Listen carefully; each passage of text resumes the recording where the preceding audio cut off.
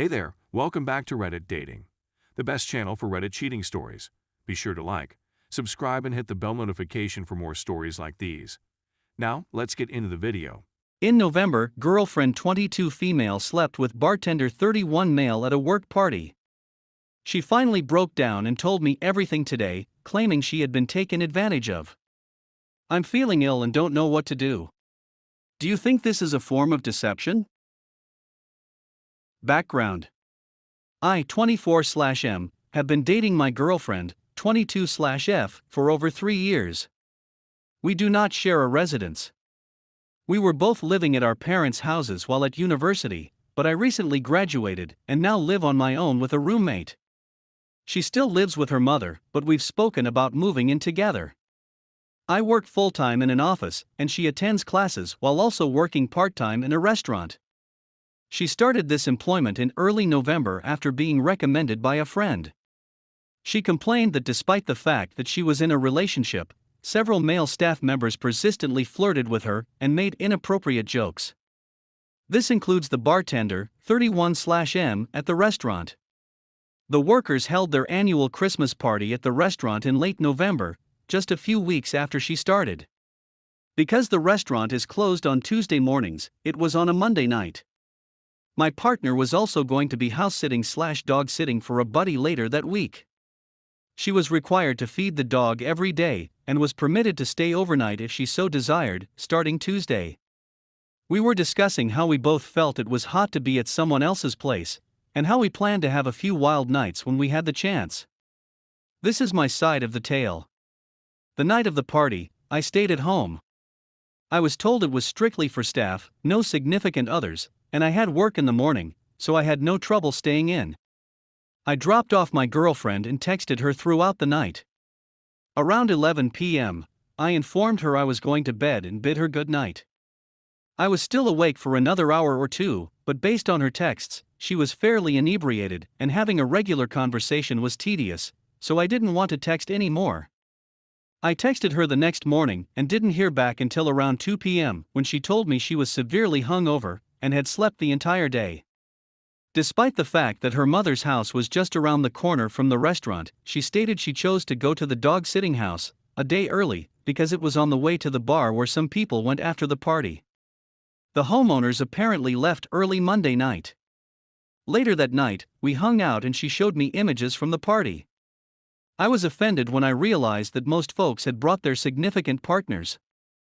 When I asked her about it, she stated that she didn't believe we were meant to be invited, and that I shouldn't have worried because I had work the next day anyway. We had a brief squabble, but nothing major. We were happy for the following few days, and on Thursday night I proposed we go over to the dog-sitting house together. She began acting strangely and stated that she didn't want to do that anymore, but that we could hang out at my house. We did that, watched some television, and I attempted to initiate. She declined, claiming that I was being too forceful, and then went home. I was frustrated since I didn't believe I had done anything wrong. More of the same for the next 2 weeks or so. No, which resulted in irritation and stupid arguments about little matters. She began her tests in mid/late December, and her stress level was through the sky. Finally, once she finished her examinations, we went to a party, returned home together, and had a good time. It had been around 3 weeks, and we used to meet 5 times a week.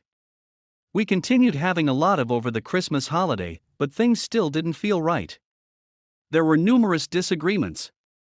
We both returned to work/school, and it felt like there was a new disagreement every day. And today, we were arguing about something, whether or not her friend calling me Garfield was disrespectful, and trying to figure out how to fix it. I remarked offhandedly that these minor squabbles shouldn't worry me so much, because she hadn't cheated on me. Then she burst into tears.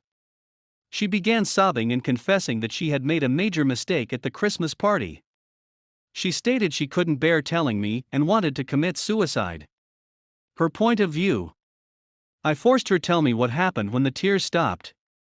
I was irritated and angry because she basically admitted to me that she had cheated on me a month and a half ago and had tried to disguise it. This is her perspective. Because she has little recollection of the night, most of it is put together from her messages and what her coworkers told her. The celebration was open bar, and she and her friends spent the majority of the night at the bar. The bartender was another employee who had agreed to forego drinking for the night in order to serve everyone else. He started bringing her beverages she hadn't even asked for halfway through the night. She accepted them because she was having a nice time. She eventually became completely inebriated, despite the fact that it was still early in the evening.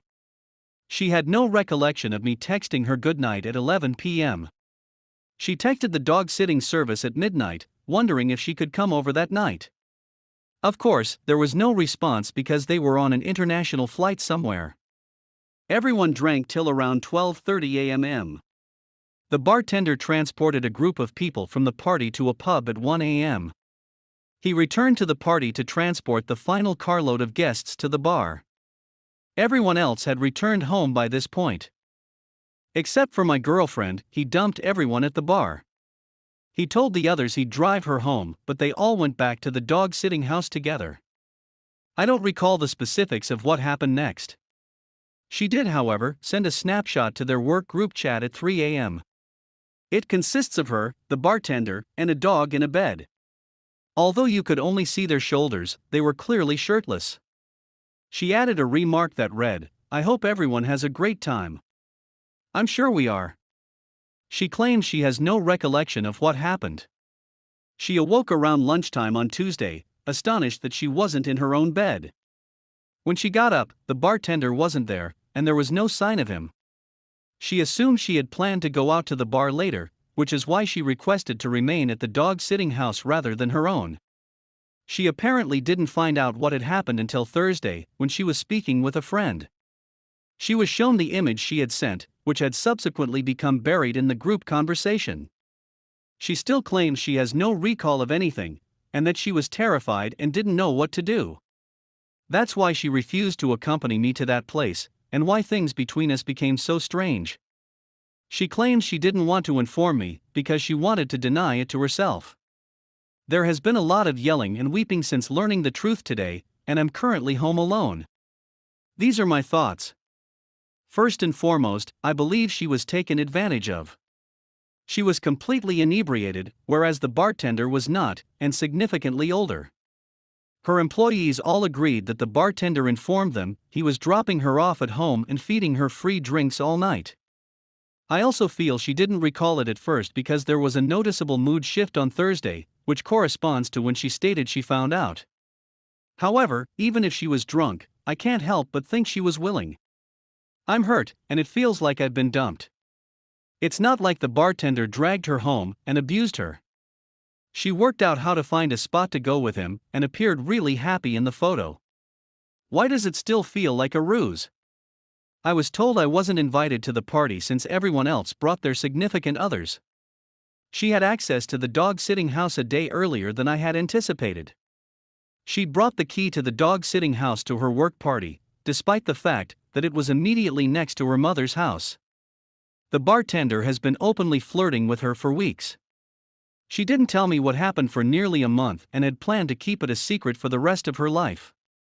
In rage, I told her that if this wasn't cheating, she'd been assaulted. And that if we don't press charges, we need to make sure the bartender loses his job. She sobbed once again and refused to do either. She isn't willing to report him for anything and can't prove she didn't want it because she can't remember the night. What are your thoughts? I'm an emotional wreck right now, and I'm finding it difficult to be sensible. Do I need to set my emotions aside and sympathize with her as a victim? Or is she a liar?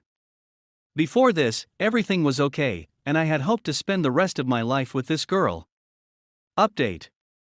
I spoke with her again today and told her that there were too many coincidences that made it appear as though she planned it. I told her I needed some time to think about it, but I didn't think I'd be able to get over it. I know that drawing this out is probably not the greatest way to manage anything, but when you're the one involved in a situation like this, reasoning goes out the window. There are, however, a few updates worth highlighting. We looked at the photo again, and it appears that the bartender took it. She only sent 2 coherent messages after I said goodnight, one to the homeowners and one in the group chat with the photo.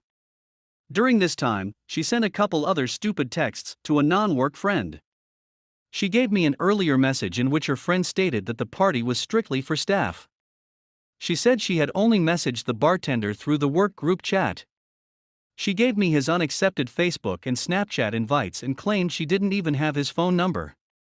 She was willing to let me use a recovery program to establish they had never messaged, but I declined. She'd been carrying the key on her keychain since she got it from the homeowners, like a week in advance.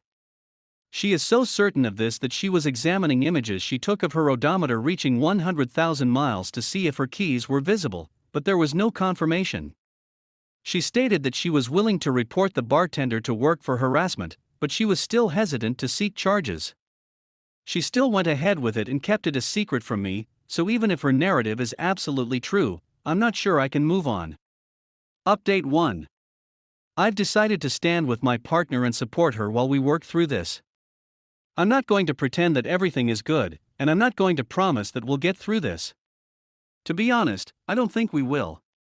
But we've been together for 3 years, and I believe her when she tells me what happened. Even though she didn't manage everything appropriately that night, I believe she is a victim. I'm going to be there for her and attempt to figure out the whole story. I've read every single remark on this page. I was responding to many people with information in these updates, but there are way too many people to answer to. The majority of the top comments were made early on and are eager to tell me to break up. Whether you read the rest, you'll notice that they're probably split 60/40ths on whether she set it all up or if she was assaulted. To everyone who says she should break up with me because of how I've handled this thus far, please try to comprehend how emotionally draining this journey has been for both of us. She came to me and admitted that she had made a mistake, and that it was her fault. And she kept it hidden for nearly a month. I only found out about all of this yesterday, and I freaked out.